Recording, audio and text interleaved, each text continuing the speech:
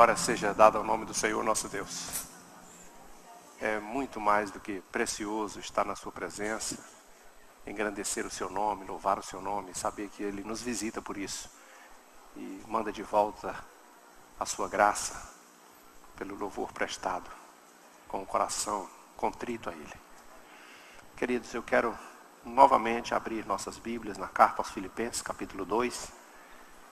Vamos tomar o versículo 19, vamos terminar o capítulo 2. Nós tivemos uns pequenos intervalos, mas sempre nós estamos nesta sequência. Enquanto Jesus não voltar, a gente vai ficar caminhando aí. Quando Ele voltar, a gente não vai precisar de instruções, né? De repente, lá no céu, será só essa parte do louvor, né, que vai permanecer. Nós vamos adorá-lo eternamente. Filipenses 2:19. Espero, porém, no Senhor Jesus mandar-vos Timóteo o mais breve possível, a fim de que eu me sinta animado também, tendo conhecimento da vossa situação. Porque ninguém tem de igual sentimento que sinceramente cuide dos vossos interesses, pois todos eles buscam o que é seu próprio e não o que é de Cristo Jesus. Conheceis o seu caráter provado, pois serviu ao Evangelho junto comigo, como filho ao Pai. Este, com efeito, é quem espero enviar, tão logo eu tenha visto a minha situação. Eu estou persuadido no Senhor de que também eu mesmo, brevemente, irei. Julguei, todavia, necessário mandar até vós Epafrodito. Por um lado, meu irmão, cooperador e companheiro de lutas, e por outro, vosso mensageiro, vosso auxiliar nas minhas necessidades, visto que ele tinha saudade de todos vós e estava angustiado porque ouvistes que adoeceu. Com efeito, adoeceu mortalmente. Deus, porém, se compadeceu dele, não somente dele, mas também de mim, para que eu não tivesse tristeza sobre tristeza. Por isso, tanto mais me apresso em mandá-lo, para que, vendo-o novamente, vos alegreis e eu tenha menos tristeza. Recebei-o, pois, no Senhor com toda alegria, e honrai sempre a homens como esse, visto que por causa da obra de Cristo, chegou até as portas da morte e se dispôs a dar a própria vida para suprir a vossa carência de socorro para comigo. E amém. Em poucos fragmentos da carta que nós estamos caminhando, apesar de ainda estarmos terminando o 2º capítulo, essa já é a 6ª sessão da carta. E nós temos aqui uma coisa bem interessante. Paulo fazendo planos para o futuro. Eu fico imaginando você aprisionado, eu aprisionado, nós estamos presos. Paulo estava acorrentado, preso, ameaçado de morte. Mas ele estava planejando o futuro. Vou enviar Timóteo, vou enviar Epafrodito, e estou persuadido no Senhor que eu também irei pessoalmente. Isso talvez queira dizer uma coisa para nós, que a adversidade na vida do crente não é um ponto final, é apenas um parêntese. A gente passa por ela, mas ela chega ao fim. Ela termina um dia. Agora, hoje eu quero chamar a atenção dos irmãos para uma coisa interessante. Nós temos aqui, além de Paulo, mais 2 personagens. E esses 2 personagens fazem um papel muito importante nessa obra aqui, nesse contexto da vida do apóstolo. Um deles é pastor, que é o pastor Timóteo. O outro deles é um leigo, uma pessoa simples, foi enviado para encontrar com Paulo em Roma, a fim de prestar algum auxílio, de levar a cooperação da igreja de Filipos. Foi o mensageiro que levou a oferta e a ajuda e o socorro e a mão de obra para ajudar o apóstolo nas horas de suas necessidades. Ele não era pastor, era um homem simples, mas eu fico sempre feliz com isso, porque a igreja não vive só de pastor. A igreja vive de homens simples que estão dispostos a também colocar a sua vida à disposição do Senhor para o servir. Nós vamos, de certa forma, buscar uma interação, vamos descobrir como esses homens interagem entre si. Vamos perceber um pouquinho do relacionamento entre eles, né? Líderes, pastores, Paulo, Timóteo e o Epafrodito. Vamos descobrir como a igreja também lida com seus líderes, com seus pastores, de que forma ela os trata e como os líderes também se relacionam com a sua igreja. Agora, eu quero chamar a atenção de vocês também para uma outra coisa. Todo mundo já está acostumado a uma velha frase que as pessoas dizem quando estão diante de situações bem relevantes, assim: a quem honra, honra. Conhece a frase? Está dentro do contexto da Escritura. Honrar a quem é digno de honra. O único problema é que entre nós, no contexto da sociedade atual, geralmente esse honrar que nós atribuímos, parece que se refere sempre a alguma pessoa, a alguma personalidade importante. O pastor, o reverendo, o líder, o governo, uma autoridade que está com expressividade bem conhecida. Agora, diante disso, o apóstolo Paulo apresenta dois personagens bem interessantes. E ele faz uma menção ainda mais enfática ainda a um outro que nem pastor era. Era só um homem simples, servo, disposto a fazer qualquer sacrifício pela obra de Deus. E ele diz assim: sempre honrai a homens como esse. Então, provavelmente nós podemos hoje tirar esta lição para nós e vamos avaliar quem são os crentes dignos de ser honrado. Nós estamos aqui numa situação bem complexa e o apóstolo Paulo então vai apresentar dois homens. São dois personagens importantes. Ele diz assim: eu espero o mais breve possível enviar Timóteo. Ele não tinha muita gente com ele. Ele não tinha gente para dizer assim: eu vou enviar. Parece que essa foi sempre uma carência. Vocês devem se lembrar de Jesus dizendo assim: rogai ao Senhor da seara para que mande obreiros, que mande ceifeiros para a sua seara, porque a seara é grande, mas os obreiros são poucos.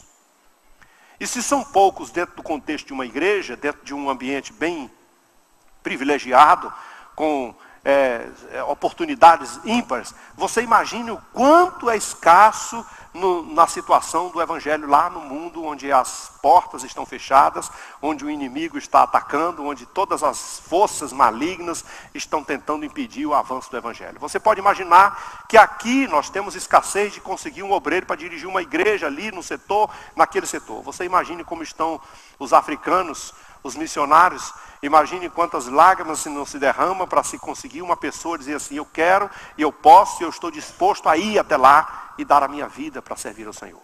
É sempre escasso. Paulo não tinha muita gente consigo, você deve se lembrar, nas oportunidades anteriores, que ele disse assim: eu estou só praticamente. Não ficou ninguém comigo. Ele vai dizer isso mais na frente, que a igreja os obreiros foram se dispersando e ele foi ficando sem ninguém. Nesse momento ele tem duas pessoas com ele. E ele já manifestou o desejo de enviar os dois. E ele diz assim: primeiramente, eu vou dizer para vocês, eu desejo profundamente enviar Timóteo. É o que eu quero fazer o mais breve possível, tão logo eu tenha conhecimento da minha situação. Quando eu souber o que está acontecendo comigo, o que vai acontecer, quais são os planos de Deus, eu pretendo enviar Timóteo o mais breve possível, para que ele realmente conforte o vosso coração a meu respeito, e também me traga conforto a vosso respeito. E quem é esse personagem? O texto diz assim: ele tem igual sentimento. E tem uma expressão grega nessa palavra sentimento, que é isóficos. E impressionante. Isóficos significa confidente. Eu vou imaginar uma coisa: Paulo já é um homem velho. E é um reverendo com muita experiência. Tem uma larga carreira de ministério. Tem diversas epístolas escritas no seu currículo. Várias igrejas fundadas. E Timóteo é simplesmente o seu discípulo. Aquele que ele tomou para torná-lo um pastor. Ele viu nesse jovem fidelidade, honestidade, compromisso com a obra de Deus. E ele tornou esse jovem seu amigo, seu companheiro e seu confidente. Ou seja, é alguém por quem ele pode abrir o seu coração. E não deve ser uma coisa muito fácil. Posso dizer que não é tão simples o pastor abrir o coração assim para qualquer pessoa? vai dizendo, contando, olha, eu estou aqui chorando por isso, porque é fulano, porque passei por isso, passei por aquilo, né? Agora ele encontra um jovem bem, talvez umas 3 idades a menos que a dele, ou pelo menos umas 2 idades a menos que ele tem. Você tem talvez a idade para ser seu filho mais novo, ou quem sabe até um dos netos. E ele resolve dizer assim, esse moço é meu confidente, eu estou mandando para vocês, eu pretendo mandar para vocês o meu melhor amigo, ou seja, uma pessoa que sabe tudo a meu respeito, com quem eu abro o meu coração, que eu conto tudo para ele, tudo que eu vivo, tudo que eu sei, tudo que eu sinto, tudo que eu estou experimentando, ele sabe. Então quando ele chegar aí, ele vai dar todas as informações possíveis, e tudo que vocês precisarem saber a meu respeito, poderão falar diretamente com ele. E por que Timóteo alcançou esse privilégio? Porque um garoto, eu poderia dizer assim com a força de expressão, porque o garoto, esse é um menino que não foi formado de qualquer jeito. Ele nasceu de uma família que teve o privilégio de ser instruído. O texto diz que a avó e a mãe já davam todas as instruções. Nós estamos hoje, por exemplo, no Dia das Mães. E quantas mães estão chorando porque os seus filhos estão fora da igreja? Quantas mães estão chorando porque seus filhos se desviaram e entraram pelo caminho das drogas, ou da violência, do homicídio? Quantas mães estão amarguradas, orando de dia e de noite, pedindo, Senhor, tem misericórdia do meu filho, que não sei onde ele está agora, não sabe por onde ele passou. Mas é bem verdade que nós podemos ajudar isso, nós podemos melhorar isso. Essa mãe se preocupou com detalhes significativos, porque a maioria das mães que são crentes, às vezes, pensa, não, isso aí, ele está na igreja, ele está na escola dominical, ele aprende. Mas o texto diz assim, a tua mãe te ensinou desde criança sagradas letras. Sabe o que quer dizer com letras? Não são textos, não são palavras, não são orações, são frases, são letras. Talvez ela tivesse ensinado passo a passo. Imagine você ensinando seu filho que ainda não sabe falar. Imagine ensinando seu filho que ainda não sabe ler. E você colocar Jesus, letra por letra. Você colocar amor, letra por letra. Você ensinar a ele perdão, letra por letra. Você ensinar a ele misericórdia, letra por letra. Você ensinar a ele pacientemente, até ele se tornar esse jovem capaz de crescer na fé, crescer no entendimento, crescer na graça diante de Deus, ganhar a oportunidade de servir o Senhor, ganhar a confiança do seu líder, do seu pastor, e não é nenhum pastor qualquer, mas o próprio apóstolo Paulo dizer assim, esse é meu confidente, a pessoa com quem eu posso abrir o meu coração, confiar nele piamente em todos os momentos. Ele é o meu melhor auxílio aqui, ele é o meu apoio moral.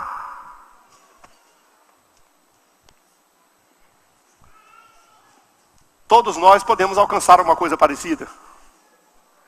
A Bíblia diz que um jovem que teme ao Senhor e anda com o Senhor, pode ter a capacidade de aconselhar os velhos. Coisa rara. Porque a lógica da situação é o seguinte, o jovem não sabe nada e pede conselho para o velho. O velho é o dono da sabedoria, é o dono do conselho, da experiência. Mas às vezes um jovem que anda com o Senhor, que teme ao Senhor, que serve ao Senhor, que conhece o Senhor, que medita na palavra do Senhor, que aprende a palavra do Senhor, ele tem condições de dizer, até para um velho dizer assim, olha, o caminho melhor é esse aqui. Timóteo é esse jovem a quem o apóstolo diz assim, ele é alguém que eu preciso. Eu não vou enviar ele agora, porque eu preciso dele. Está passando por todas as privações, todas as necessidades. Estou com todas as aflições impregnadas, tem ameaça de morte todo dia. Você pode imaginar, o ministério do apóstolo Paulo era um ministério de adversidades. Todas as passagens por onde ele andou, todas as lutas que ele enfrentou, ele precisava de companheiros como esse. Mas irmãos, nós estamos precisando aprender alguma coisa. Eu acredito que nós podemos aprender com esse moço Timóteo. Quantos moços tem aqui que cresceram na igreja? Quantos moços tem aqui que aprenderam as sagradas letras na escritura sagrada? Quantos moços aqui frequentaram todas as escolas dominicais, todas as EBFs, participaram de todas as maratonas? Quantas moças e moços estão aqui que conhecem a escritura desde o dia que nasceu, que foi instruído em toda a verdade, em toda a ciência, em todo o conhecimento da palavra de Deus, mas eles escolheram no final dessa geração cruzar os braços e simplesmente se acomodar na vida e não querer nada com a obra de Deus? Quantos moços estão aqui? Eu tenho falado isso constantemente, porque quando eu era jovem de 20 e poucos anos, eu e uma leva de muitos outros jovens estávamos no seminário, caminhando para lá e para cá de ônibus, com dificuldade, não tinha carro, não tinha recurso, não tinha dinheiro, e nós estávamos lá manhã, tarde, noite, estudando, fazendo prova, fazendo trabalho, estudando, e dizendo assim, nós vamos servir o nosso Senhor, nós vamos aprender alguma coisa. Hoje, quando nós olhamos para uma igreja desse tamanho, a gente quase que não consegue ver nenhum jovem estudando a Bíblia, nenhum jovem na escola teológica, nenhum jovem aprendendo. Parece que ninguém está interessado em ser um Timóteo.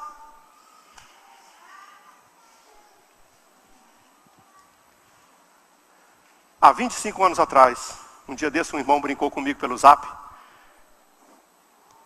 dizendo assim: há 25 anos atrás, quando o senhor assumiu a igreja, era uma cara tão de menino que o povo chamava de reverendo Natan Boy. Não é mais o Natan Boy, agora é o velho boy. Escutem bem uma coisa. Mais cedo ou mais tarde, alguém vai ter que receber isso. Eu vou dizer uma coisa para vocês: não deve ser alguém da minha idade, senão fica no mesmo. Não deve ser alguém com 10, 15 anos a menos, senão fica no mesmo. Eu recebi do meu pastor, ele tinha 70 anos, eu tinha 30.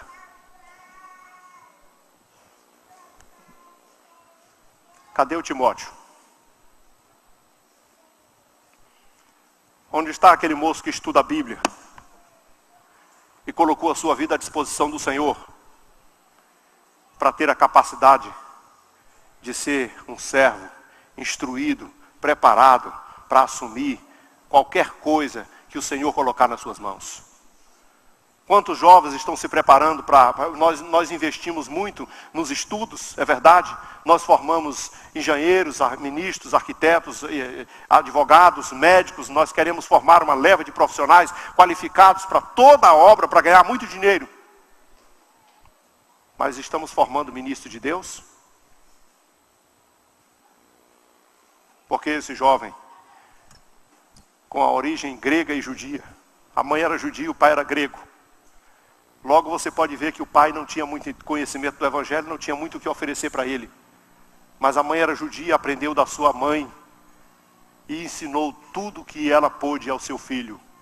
E mesmo dentro de um lar que a metade era cristão, a outra metade não, ela fez desse moço um ministro de Deus. Esse é o papel de uma mãe. Quase a maioria dos homens que estão aqui, que nasceram no Evangelho, pode dizer isso com toda certeza. Minha mãe me ensinou muito o que eu sei hoje. Além de ter orado por mim, buscado a Deus por mim, intercedido por mim, chorado por mim, para que eu me tornasse um servo de Deus. Está aqui o Timóteo, meu confidente. Eu estarei enviando ele. Não agora, porque agora eu preciso dele. Ele é o meu apoio moral. Ele é tudo que eu preciso no momento. Porque ele, esse moço aqui, foi tão desprendido. O caráter dele foi provado em tudo. Ele foi pressionado. Sabe o que é o caráter provado? Ele foi pressionado, ele foi tentado, ele foi persuadido, ele foi chantageado, mas ele foi aprovado.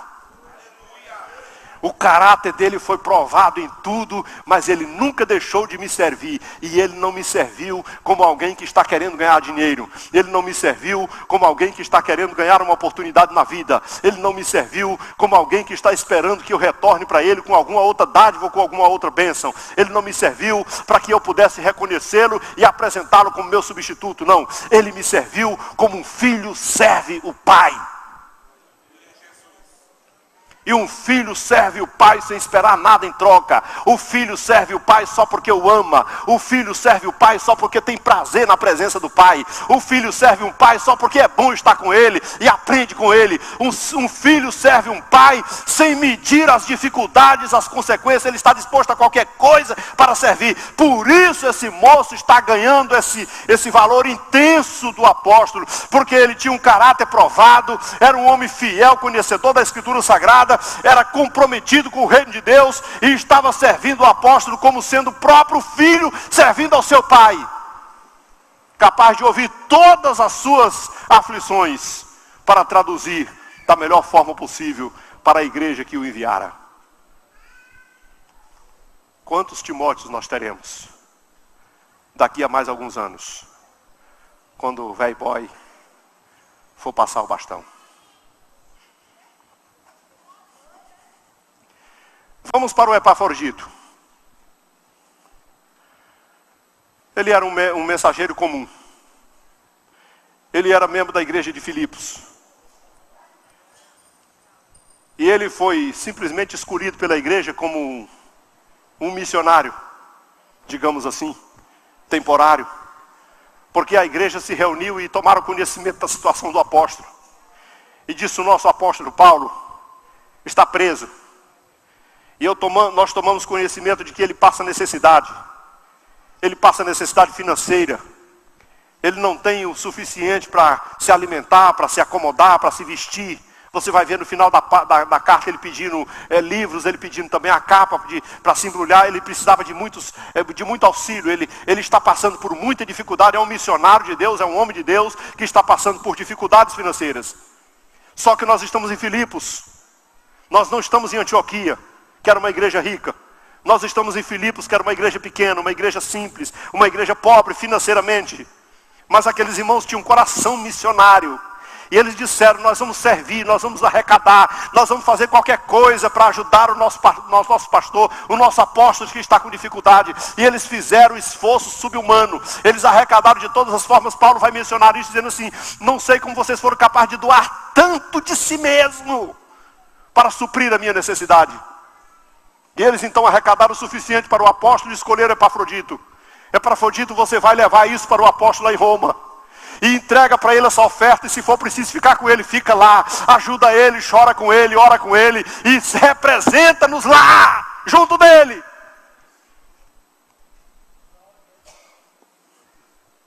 O texto diz que esse homem adoeceu. Provavelmente, no meio da adversidade, eu quero também lembrar uma coisa para você. Que na obra missionária, adversidades acontecem.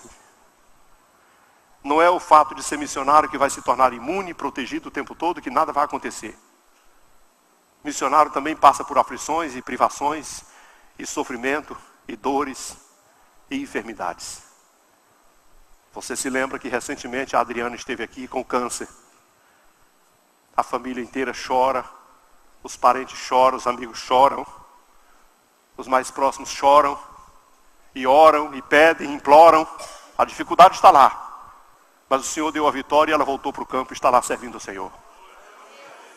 Adversidades não é também um fim na vida de ninguém.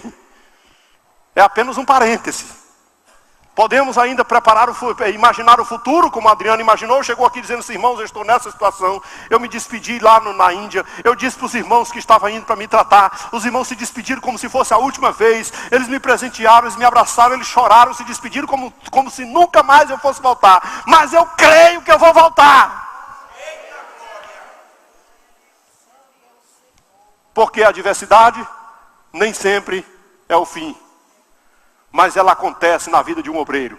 Ela acontece na vida de um homem como Epafrodito. Um homem fiel, um homem sério, um homem amável, um homem totalmente disposto a dar a vida pelo reino de Deus. Ela acontece essas adversidades. E Paulo está dizendo assim: agora eu quero enviar esse homem de volta para vocês. E eu estou enviando agora não somente como mensageiro que vocês me mandaram.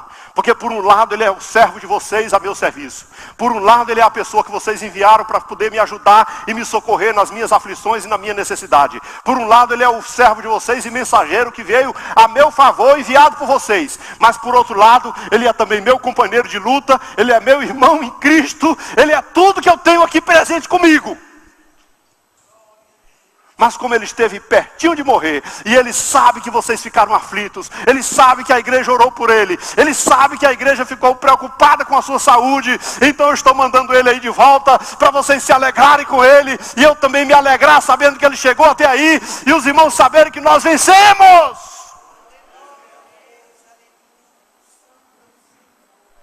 Parece que nós precisamos aprender uma coisa com isso.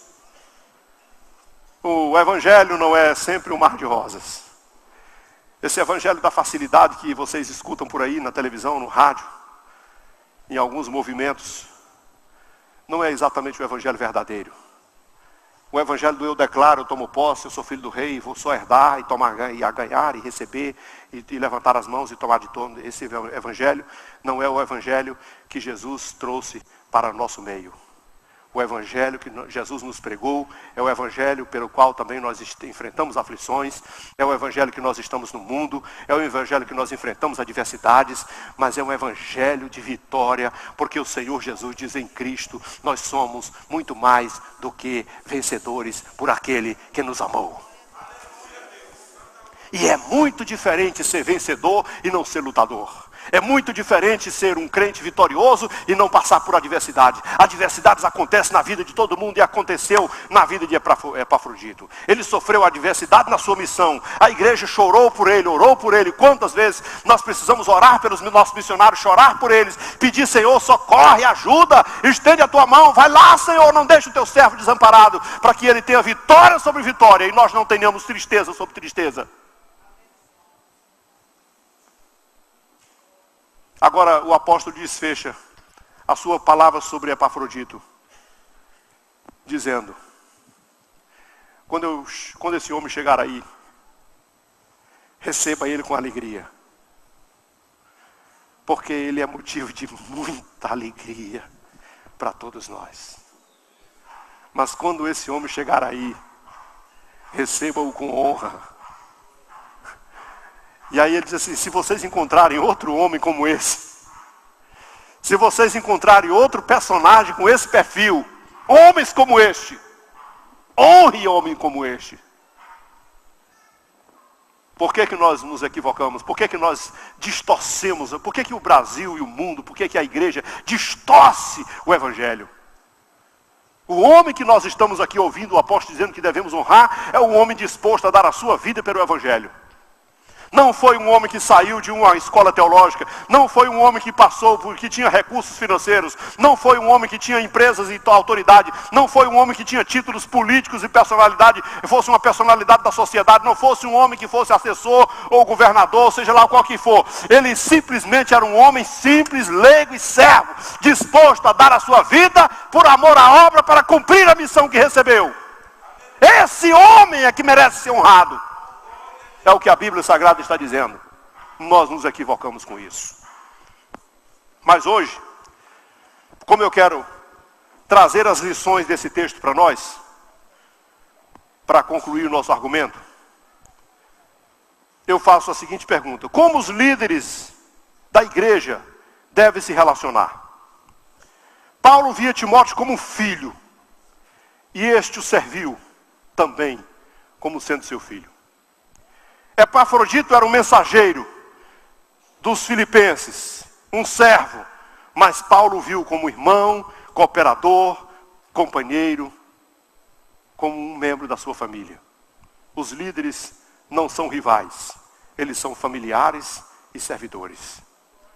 Isso é uma lição que nós precisamos aprender. Mas como os líderes devem ver a igreja? Epafrodito quase morreu na obra.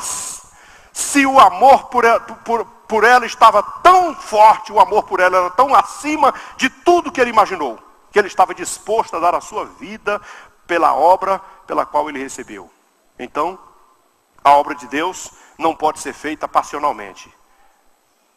Nunca de forma fria e burocrática. Ela precisa ser feita com amor, com paixão, com devoção, com tudo que você tem. Usando toda a sua força, toda a sua fé, todo o seu recurso, todo o seu amor. Porque o Senhor nosso Deus merece todas as coisas. Como a igreja deve ver os líderes? A igreja se sustentou a Paulo com toda a suficiência. Supriu de toda a necessidade que ele precisou. Tratou com dignidade. Mostrou zelo pela saúde de Epafrodito, orando, intercedendo, chorando e buscando a Deus por ele. Se regozijou com o seu regresso. Respeito e preocupação, portanto, é isso que nós esperamos que a igreja tenha com qualquer outro dos nossos missionários por onde estão aí. O Espírito Santo está no meio do seu povo. Mas agora, é preciso que o Espírito entre todos, na igreja, seja amor, preocupação uns com os outros, serviço, nunca domínio, queixumes, rivalidades. Nós temos duas questões aqui para nós encerrarmos o nosso argumento. como nos vemos e nos tratamos. Líderes e líderes, líderes e igreja, igrejas e líderes, irmãos em Cristo Jesus, como nos vemos e nos tratamos. Quem somos uns para os outros? De que forma nos relacionamos? E a segunda, como encaramos a obra de Deus? Friamente, burocraticamente, simplesmente se acontecer bem, se não, tudo bem? Ou será que existe no coração de algum de nós uma paixão acesa no coração, dizendo, aconteça o que acontecer, mas cedo ou tarde, minha vida pertence ao Senhor e à sua obra. Que o Senhor nos conceda essa graça e nos abençoe. Com certeza o Senhor tem algo a falar, porque nem sempre a mensagem é evangelística, mas com certeza o Senhor está falando no coração de alguma pessoa, chamando para a obra, chamando para o desafio do compromisso, da responsabilidade. Talvez o Senhor esteja confrontando aqui hoje um líder que está aí no anonimato, se escondido, dizendo, eu não quero me comprometer dessa maneira. Mas o Senhor chamou você para o seu reino, para a sua obra. Quem sabe você está dizendo assim, Deus me livre de falar em missões. Mas o Senhor está confrontando você e dizendo, mas eu quero você na obra missionária. Quem sabe você diz assim, Deus me livre de ser pastor qualquer dia na minha vida. Mas o Senhor está dizendo, pode entrar na escola, porque você tem um compromisso comigo. Eu quero chamar você para ficar em pé e dizer para você uma coisa. Vá para casa, durma bem, mas se você acordar de noite e você se lembrar do que você ouviu nessa noite, pense nisso. Deus chamou você para servir e não para ser servido. E se nesse momento tiver alguém nessa noite que deseja aceitar Jesus Cristo como Senhor e Salvador da sua vida, levante a sua mão, nós vamos orar juntos, para que você seja redimido pelo Senhor. Que a graça de nosso Senhor e Salvador Jesus Cristo, e o amor de Deus, o nosso Pai, e a comunhão e as consolações do Espírito Santo, seja com todo esse povo e com todo o povo de Deus, desde agora e para todo sempre, que todos digam amém. A paz do Senhor para todos os irmãos.